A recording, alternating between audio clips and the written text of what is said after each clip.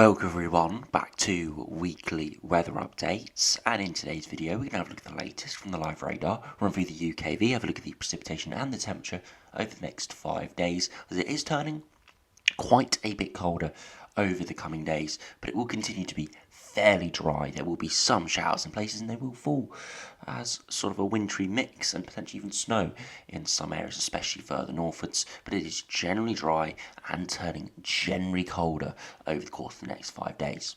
As we head into early March, as we'll see on the GFS, GM, ECMWF and the Ensembles, we've got a big area of high pressure over the top of us, and all signals are pointing for it to try and ridge northwards and pull in a northerly or easterly wind for the UK.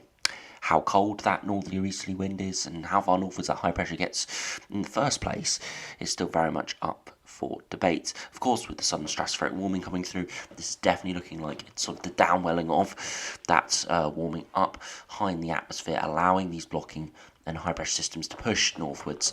So there is the potential for some real cold weather as we head into early to middle of March. But at this stage, there is a lot of uncertainty, a lot of volatility within the models.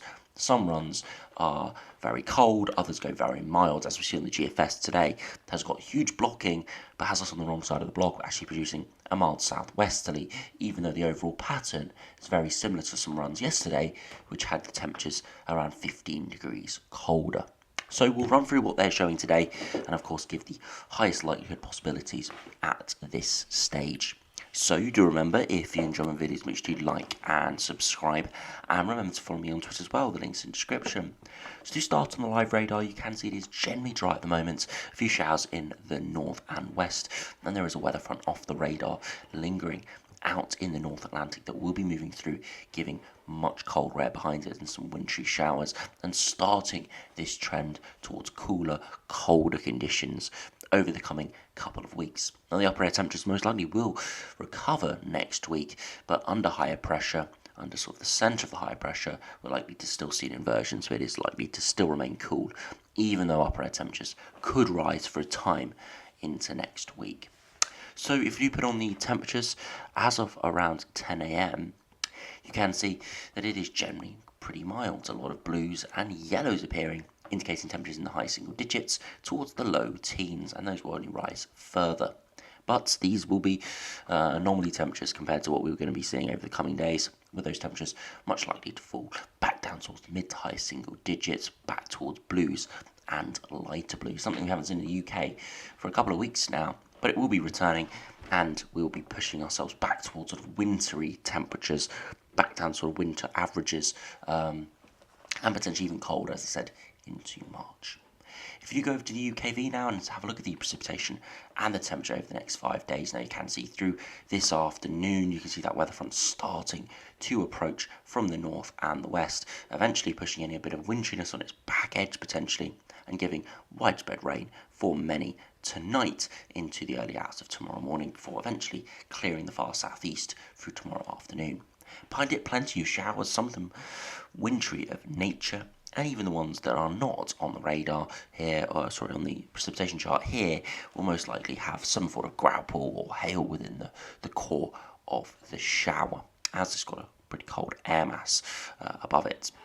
As we spread beyond that into Thursday, it does widely turn a bit drier. A bit of precipitation there as an even colder air mass spreads in from the northeast into the weekend, but it is generally dry and generally pretty cold. You can look at those upper air temperatures. That very cold air mass spreads through it for a time early next week, and then later this week into the weekend, potentially early next week. But there is big uncertainty with how much this cold air mass establishes itself, and whether it's just clipping the southeast, like this is showing here, or whether it becomes more widespread.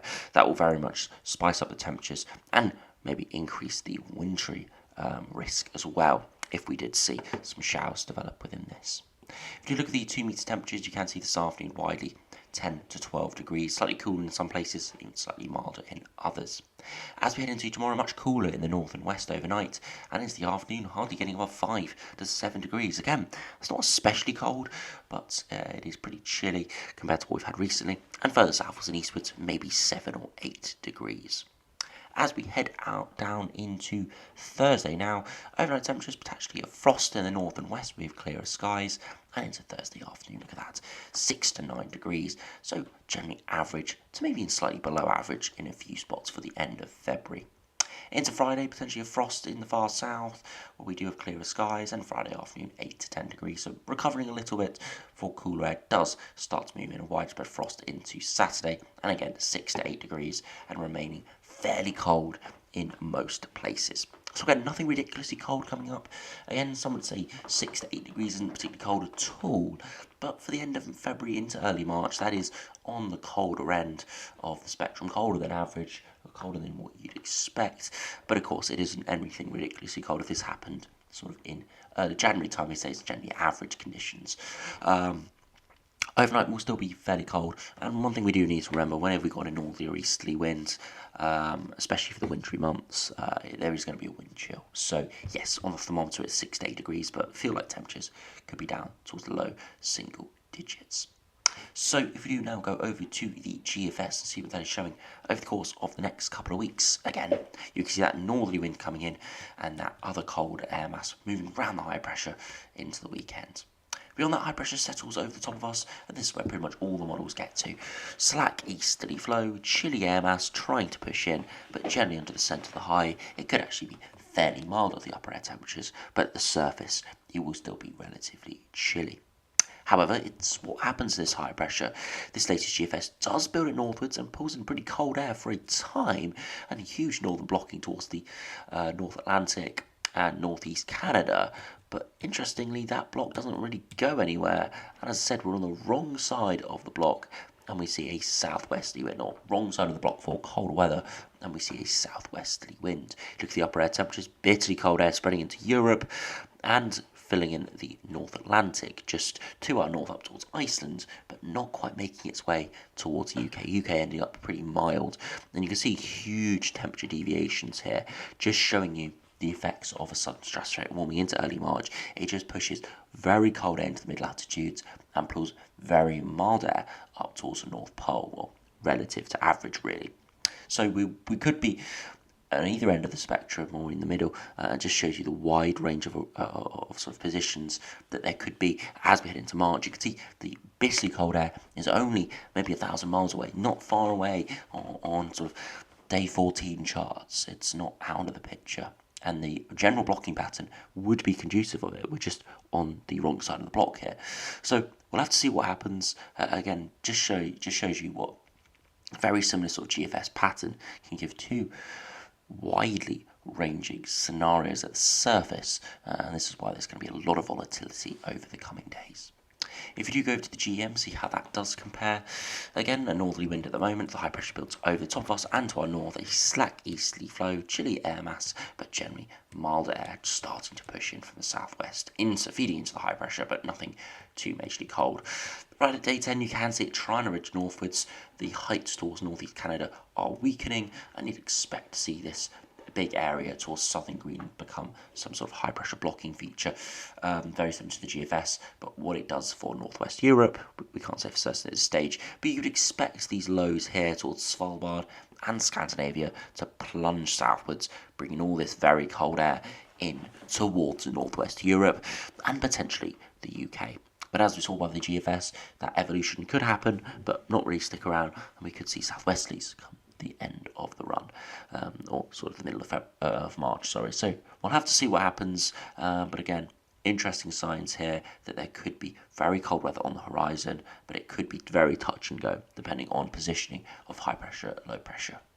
If you look at the ECMWF, again, a northerly wind coming in later this week, and high pressure building to our north, a slack easterly flow, and right at day 10, you can see those heights rising towards southern Greenland and northeast Canada, and you could start to see that cold air plunging into northern Europe. Scandinavia starting to go very cold, and down towards eastern Greenland, all this cold air you can see starting to flood southwards, and you expect that to be moving into northwest Europe.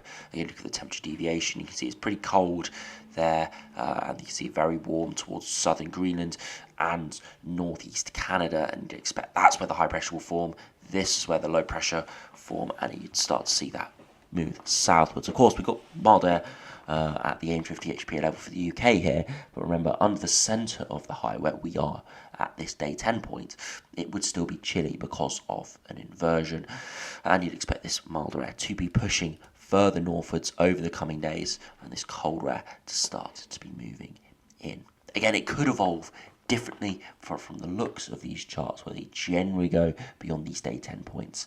That's what we should probably be expecting. As I said though, looking at the GFS, you can see how it does evolve to that pattern, but quickly move towards a milder southwesterly, even with the blocking hanging around. So things are not that clear cut, but we can roughly see the evolution of these charts by seeing where that high pressure is starting to ridge. If you finish by looking at the ensembles, you can see this really well reflected. Pretty chilly over the coming days after the next 24 hours or so. And then we generally trend towards average or above average for the last couple of days of February into the first few days of March. And that's when we've got the high pressure over the top of us and generally mild upper air temperatures, but probably inversion towards the surface. As we're towards around the 3rd to 5th of March, that's when we see quite a few ensemble members go very cold. Some just down to -5 to maybe -10, others down to -10 or even -15. So quite a big cluster there of very cold runs that would produce snowfall. And the average of the ensemble members even get down to -5 there. Again, it's in the extended range, so you could say it is very uncertain. But seeing clustering like that, we have to say that is a scenario, potentially the most likely scenario at this stage for seeing perhaps northerly or easterly winds. And you can see how it does evolve. You can see we've got the easterly winds over the coming days. That's where we can see the colder air mass. Then we see that milder air when the high pressure builds over the top of us. And then when it ridges further northwards and starts to pull that colder air in from the North Pole to Northwest Europe, that's when we see the ensemble members start to trend colder. So you can see how it generally is playing out for the ensembles, but we've still got a lot of scatter, so it might not play out like that exactly. But that's the rough sort of pattern we're seeing at this stage, and we'll just have to keep an eye on it. Now, regardless of the upper air temperatures and the surface temperatures, it will generally be pretty dry. There will be precipitation around, and especially in the north, it's likely to have some sort of wintry flavour at times. So it will be fairly dry, and it's not too bad really. Again, if you don't mind a little bit chillier weather, putting on an extra layer or so. Again, look at the dew points, you can see they are really quite cold and down towards freezing for the foreseeable future. Again, showing any time we see clearer skies, those temperatures will drop. It's cold, dry air. We'll see a frost. And again, if we do see precipitation fall, dew points dropping below freezing will allow any precipitation really to fall. Potentially with a wintry nature. Of course, if those temperatures are sort of a reasonable temperature down towards the low single digits, you'll see a bit of snow, growlpool, sleet, hail potentially mixed in with that. And again, if you look at the 2 metre temperatures, I'm not expecting anything bitterly cold, but those temperatures down towards that sort of 5, 6, 7 degree range, again, could be colder in the longer range with even colder air masses moving in. And of course, with the wind shear, we probably will feel a little bit chillier than this. So we're not expecting anything bitterly colder in the next week to 10 days, but generally colder to colder than average. Generally colder than what it is at the moment, and generally going colder than average for most areas, and potentially a lot colder than average towards the first week of March, but that is very uncertain. And then with the wind chill, it will feel like we're back into winter, I must say. So make sure you do keep wrapped up warm out there, as it will be generally cold, nothing ridiculous, and it will most likely have some more frosty mornings, icy mornings, and generally cooler, colder conditions. Just as over the last couple of weeks we've thought we could have turned the tide towards spring. If you weren't looking at these models, you'd have thought spring is properly arriving, with many areas over the last week or so seeing temperatures around that 14, 15 degree mark. Going to be slashing those temperatures in half, really down towards sort of 6, 7, 8 degrees over the coming days. If you finish by just looking at the ECMWF ensembles just to compare, see if we're seeing a similar evolution, and you can see yes, we are seeing a similar evolution, cool over the next sort of 5 days, above average for the end of February and start of March, and then trending average to below average once again towards the start of March, and there's quite a few runs appearing there. Perhaps not quite as many, not quite as much clustering as the GFS, but a similar evolution of the ensemble mean there. So roughly the models are agreeing with the most likely scenario, but of course there is a lot of scatter, a lot of volatility, and we're just going to have to keep our eyes on what's going to be happening. So anyway, thanks for watching, hope you enjoyed, subscribe if you're new, and I'll see you again for another video soon.